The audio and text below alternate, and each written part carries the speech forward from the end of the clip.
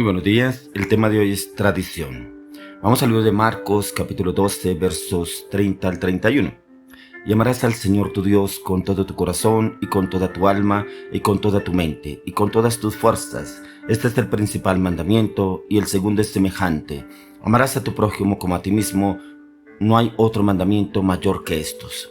Tradición. Yo encontraba que la tradición que venimos de nuestros antepasados, ellos nos llevaron a una tradición de la iglesia tradicional, que íbamos a misa, nos aprendíamos el yo creo, el yo pecador, bueno, muchas cosas que se hablan en la iglesia tradicional, pero que no encontramos en la palabra. Pero encontraba yo que estas tradiciones a muchos los ha llevado a la perdición. ¿Por qué? Porque el yo creo no habla nada de Jesús.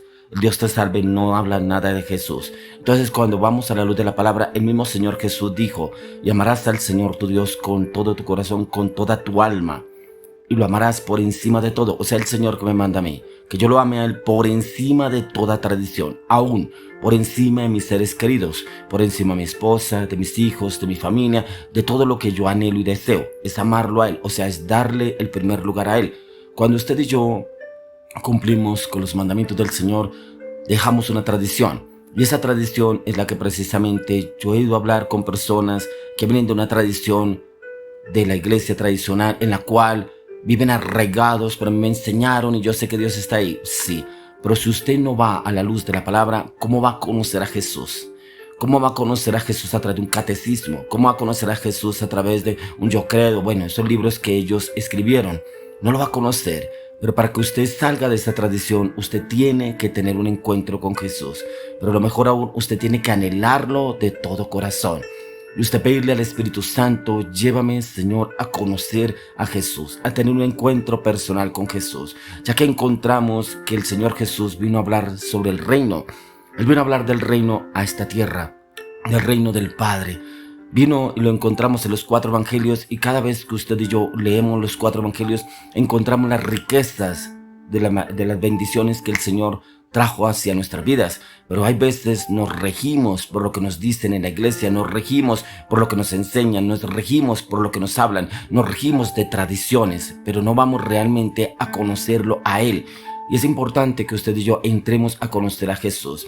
No sé hasta qué punto las tradiciones son buenas en nuestra vida, pero lo que sí es que nosotros a Dios no lo podemos seguir por tradición, no lo conoceremos realmente, y usted y yo podremos correr el riesgo de perder el camino y morir sin conocerlo realmente, ya que por muchos años se ha ejercitado la religión católica, en la cual no nos hablaron específicamente de Jesús, no nos llevaron a conocerlo personalmente, a tener un encuentro personal con Jesús, y mucho menos a tener intimidad con el Espíritu Santo, para que el Espíritu Santo nos guíe y nos lleve a toda verdad. Entonces, lo que el Señor quiere es que usted y yo lo conozcamos a Él. Tener un encuentro personal con Dios nunca nadie nos había enseñado.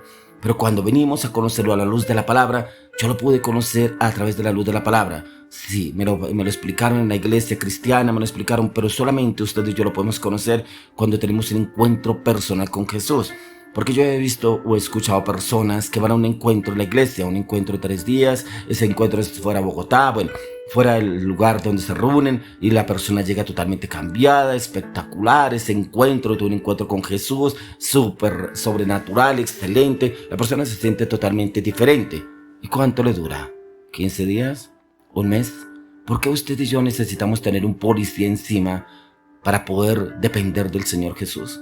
¿Por qué tenemos que tener otras personas que nos empujen a hacerlo? ¿Será que cuando estábamos estudiando en la universidad tenían que empujarlos para sacar la carrera adelante? No, usted y yo, cuando anhelamos algo, no esperamos que nadie nos empuje. Vamos y lo hacemos. Y eso es lo que el Señor quiere que usted y yo hagamos, que vayamos a buscar y depender del Señor.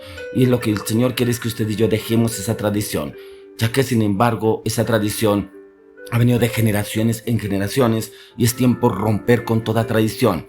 Oraciones vanas, como dice Jesús, esas vanas repeticiones, que hacemos oraciones vanas sin sentido, sin conocimiento. Pero cuando usted lee en Santiago 1:5, dice: el que se halle falto de sabiduría, pídala a Dios y Él la dará sin reproche. En Él encontramos sabiduría. Señor, dame sabiduría como conocerte. Señor, dame sabiduría como entenderte. Señor, dame sabiduría como caminar en tus pasos. Señor, dame sabiduría en la palabra. Señor, dame sabiduría en el propósito. Señor, dame sabiduría en el llamado. Señor, dame sabiduría en mis caminos. Eso lo podemos pedir porque el Señor dice que el que se halle falto de sabiduría lo pidamos al Señor y Él nos los dará sin reproche. Y es que el Señor quiere que usted y yo tengamos esa relación plena con Él y que nos convirtamos en esas personas de fervor y de pasión. Pero mire que para que muchos que nos rodean cambien, digo, ¿qué tienen que ver para salir de estas tradiciones? Tienen que ver su ejemplo y mi ejemplo, ya que Jesús fue el mejor ejemplo. Él nunca vino a hablar nada contrario a lo que le mandó el Padre. Por eso muchos lo seguían a Jesús. Las multitudes lo seguían porque veían a un hombre totalmente diferente de los escribas y fariseos, de los hipócritas y de los publicanos. Pero aún lo que el Señor se tardó en formar a sus discípulos 3 años y medio. Y ellos lo seguían a Jesús. Por eso cuando el Señor Jesús partió, les dijo: os conviene que yo me vaya, porque les enviaré el Consolador, que nos guiará y llevará a toda verdad. Y fue el Espíritu Santo que, como lo he dicho varias veces, en Hechos 2 encontraremos cómo fue el derramar del Espíritu de Dios sobre ellos, que estaban en el aposento alto, habían 120 reunidos, y que vino el derramar del Espíritu Santo. Pero después de estar 10 días en oración, ayuno y clamor, vino el Espíritu Santo, y dice que hubo un derramar sobrenatural del Espíritu de Dios, que todos hablaban en diferentes lenguas, en diferentes idiomas. El Señor quiere llevarnos a tener esa comunión con Él. Pero yo encontraba también en el libro de Jueces, capítulo 2, 7 al 10. Dice: pero murió Josué, hijo de Nun, siervo de Jehová, a la edad de 110 años. Lo sepultaron en su heredad en Timat Sera, en los montes de Efraín, al norte del monte Gaas. Y murió también toda aquella generación, por lo que la generación que se levantó después no conocía a Jehová, ni la obra que él había hecho por Israel. Tremendo cómo el Señor, aún en el Antiguo Testamento, encontramos en Jueces que el Señor levantaba hombres, pero eran hombres para guiar al pueblo, pero no eran hombres que tuvieran realmente comunión con el Señor, porque encontramos, por ejemplo, a Sansón, un hombre que Dios lo usó como juez en el libro de Jueces, pero como este hombre se desvió tras los placeres y los deseos, pero aún así el Señor quería guiar al pueblo, Él quería orientar al pueblo, quería direccionar al pueblo a los caminos del Señor. Hoy alguien nos habla del Señor y hay personas que dicen: ay, sí, yo no tengo tiempo, ay, después voy, ay, sí, cuando me quede tiempo voy, ay, sí, otro día voy a ir, otro día lo escucharé. Siempre para el Señor tenemos excusas. Pero yo encontraba que he ido a orar por personas en hospitales, personas con enfermedades terminales, y anhelan a alguien que les hable de Dios, alguien que les predique de Dios, alguien que ore por ellos. Tremendo. ¿Por qué tendremos que llegar hasta ese punto? ¿Por qué tendremos que llegar a ese punto de estar realmente perdidos y esperando que el Señor tenga misericordia y envíe a alguien para predicarnos de la palabra? Cuando el Señor ha venido toda la vida predicándonos, Él ha enviado ángeles a predicarnos de la palabra, predicarnos de Jesucristo, que Él es el camino, la verdad y la vida, y que nadie va al Padre si no es a través de Jesucristo, su Hijo amado. ¿Cuántas veces más tendrán que predicarnos de Jesús? ¿Cuántas veces tendrá el Señor que buscarnos para conocerle a Él? Porque hay personas que dicen: yo voy a buscar de Jesús, pero el Señor Jesús nunca ha estado perdido. Él siempre ha estado buscándonos a usted y a mí para tener un cambio de vida. Y no es una religión lo que el Señor nos llama, es un estilo de vida.